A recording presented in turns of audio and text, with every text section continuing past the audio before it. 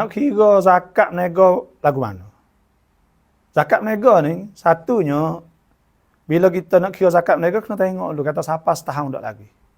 Bila siapa, tahun ni Ramadan, siapa, kita kira pula, barang yang ada dalam, barang kita duk jual tu. Tak masuk nah, rumah, mari, apa, semua kereta duk akut barang, tak masuk. Masuk barang kita duk jual. Barang duk jual ni tu, kena kira jumlah. Jumlah ni itu, pi masuk ke ya. Iaitu raka kaisung. Regah kita jual siapa borong. Yang tiganya, tengok. Ada duit ngensut. Kita duk sipar, duk menuian semua, duk lekdan itu kena capur dengan tu. Lepas tu kita kena capur semua. Tubik siapa ke duk nisab. Nisabnya itu kira gomah. Mah itu 85 gram. Iaitu 15 ke, apa ni, 5 hacit.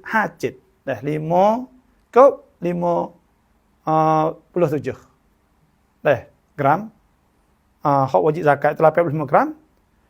Tiraka dengan harga 77,000 apa. Lepas tu kalau siapa 400,000 lebih ni atau 400,000, kita pergi ngasih sip atau kita bagi 40 atau kita ambil 2.5.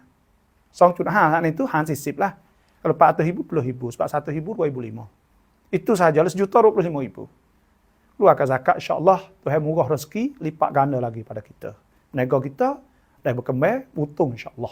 Keluarkanlah zakat. Wassalamualaikum.